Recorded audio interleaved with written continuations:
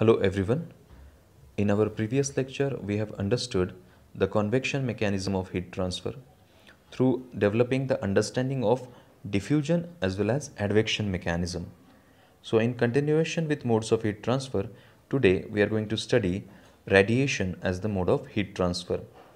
Radiation is the heat transfer because of electromagnetic waves, and these electromagnetic waves are created due to finite temperature of the body. These waves are emitted only when there is change in electronic configuration of the atoms or molecules of any particular substance. Now, I want you to focus on this term, the finite temperature of body.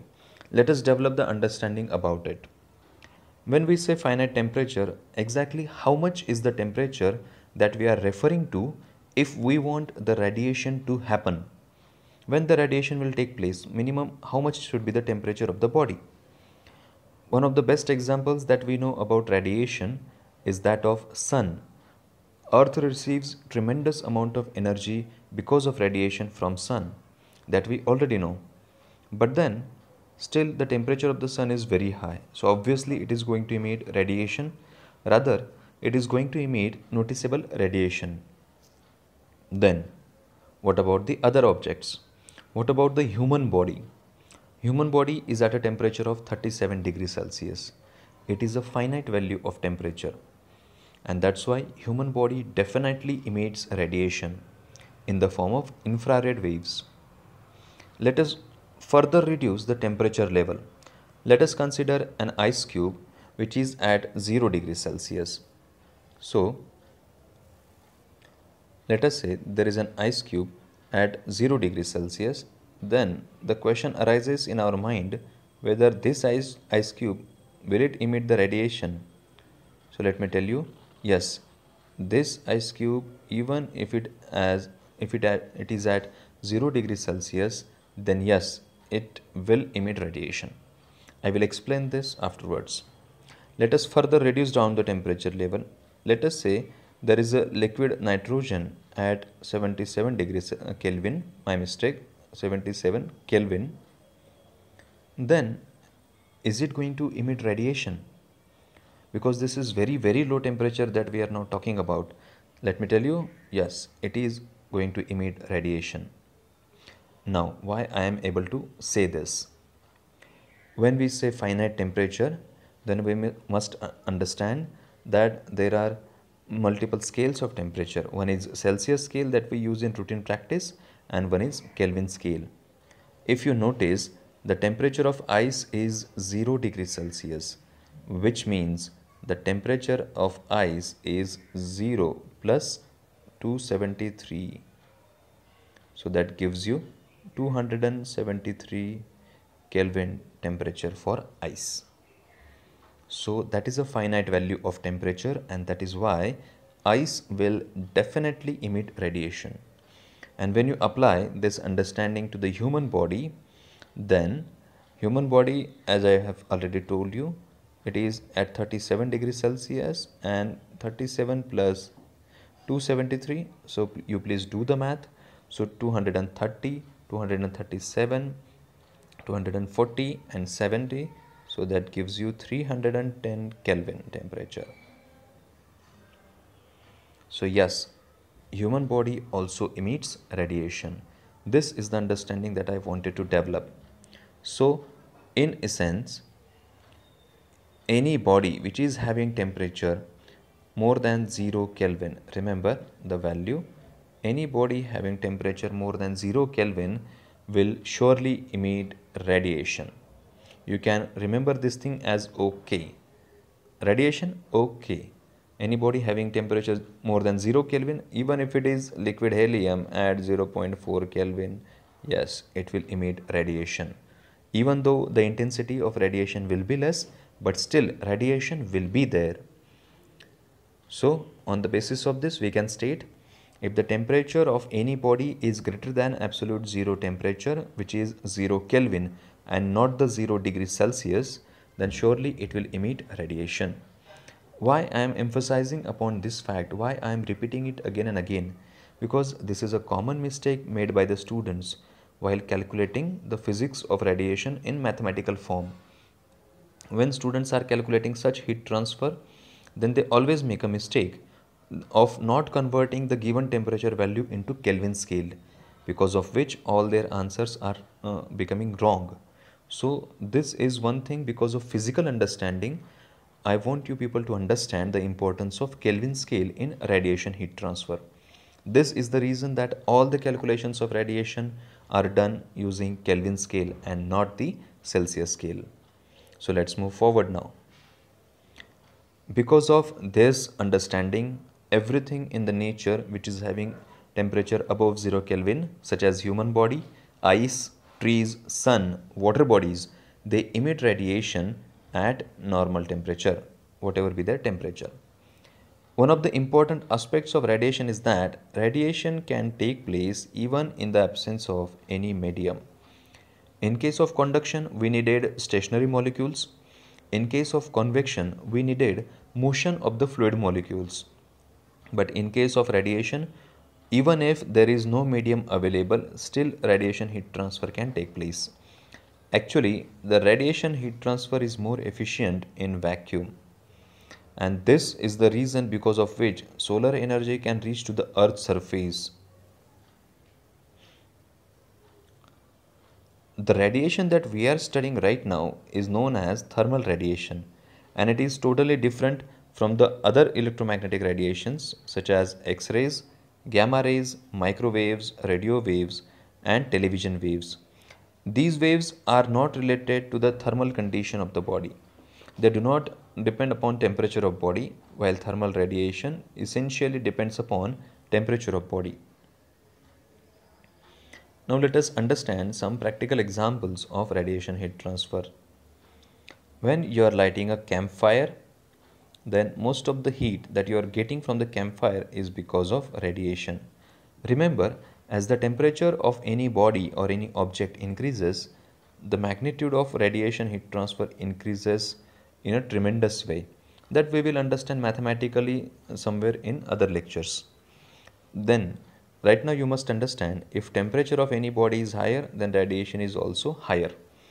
So if I am not placing this hand of mine exactly above the campfire, then I am only on the sideline, then most of the heat that I am receiving is because of radiation.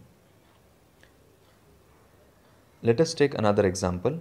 Here we are considering two surfaces. One is a very highly reflecting surface such as mirror, and second one is a highly black surface such as asphalt. If today there is summer season in India, so in the afternoon if you touch the mirror, you will feel that it is much colder as compared to the environment. Why? Because mirror is reflecting most of its incident radiation. On the other hand, asphalt, which is nothing but the material used in road construction, then because of its black color, the road will feel hotter as compared to the other conditions or other objects. Why I am showing you this diagram? I want to emphasize, or I want you to understand one fact, that radiation is mostly dominated by surface characteristics. How the surface characteristics affect radiation? Let us consider the similar example of a mirror. Now, if I paint that same mirror with the help of lamp black, then the mirror will also absorb most of the radiation, and its temperature you will also feel that it is more as compared to the previous condition. So that's why radiation is mostly a surface phenomena. Use of radiation heat transfer is also made in thermal imaging cameras. In this example, I have shown you the thermal imaging of a simple human body. Afterwards, I will tell you about its industrial application also. This is the human thermal imaging, and this is the scale through which we can understand this thermal image. You can see that if in the thermal image some bluish color is observed, then the temperature is close to 20 degrees Celsius. If it is a reddish temperature, then it is close to 30 degrees Celsius. If red is transforming towards yellow, then it is about 40 degrees Celsius as per this scale. As the object will change, then this scale will also change. So let us apply this scale to this thermal imaging. we observe that the temperature of human body is somewhere in orange zone, and it means the temperature is between 30 to 40 somewhere here, and it is very close to 40. So it is very similar to our observation previously that human body temperature is about 37 degrees Celsius. On the other hand, the temperature of these clothes is closer in the blue zone. That's why we can say that it is less than 30 degrees Celsius. Then I have told you that I am going to explain some industrial application of this thermal imaging. If you take such a thermal imaging of a boiler surface, outer surface of the boiler, then such a thermal imaging will help you to identify the damage of the insulation, because whenever, if at any spot there will be a damage to the insulation of boiler, then heat energy will be radiated in a higher magnitude from that surface. In future lectures I will show you one such image also, so that we can recollect the fact. So if, and also when you take thermal imaging of a steam transmission line, then automatically you are able to identify the loss of heat. Why this loss of heat is important? Because this loss of heat is not occurring at a low temperature, it is occurring at a very high temperature, as good as the temperature of the steam itself. And as I explained you in this diagram, if the temperature of the body is higher, then intensity of radiation is also higher, which means if heat loss is taking place at a higher temperature, then its magnitude is very much severe as compared to the heat loss at a lower temperature. This fact we will also quantify somewhere in the numericals. I will tell you about its quantification. So right now you should understand that higher the temperature of the surface, higher will be heat loss because of radiation. Then let us summarize the modes of heat transfer that we have studied in a single diagram over here. First, conduction. Conduction requires that the molecules of the substance should be in contact with each other. Even if they are not in contact with the heat source, right now heat source is in direct contact, and that's why whatever is the energy received by the bottom molecules of this frying pan, it is immediately transferred to the next molecules in the upward direction. In the second case, the molecules of the solid, they can be stationary, but molecules of the fluid in this case is flue gas, these molecules of the fluid, they have to be in constant motion. Not actually, my mistake, not in constant motion, but they should have some motion, only then and then convection is possible. In case of radiation, there cannot be, even if there is not any contact between the two objects, then still radiation heat transfer can take place because of electromagnetic waves which are arising due to change in energy level or electronic configuration of the source body. When you are taking heat from the campfire, you can take it because of conduction, you can take it because of convection, or you can take it because of radiation. So all the three modes of heat transfer exist simultaneously in this case. So students, until now we have developed a basic understanding about various modes of heat transfer. In the subsequent lectures, now we will start applying this understanding to get mathematical understanding of all these modes of heat transfer. If you find this video useful, you can subscribe the channel and press the bell icon to get the future updates.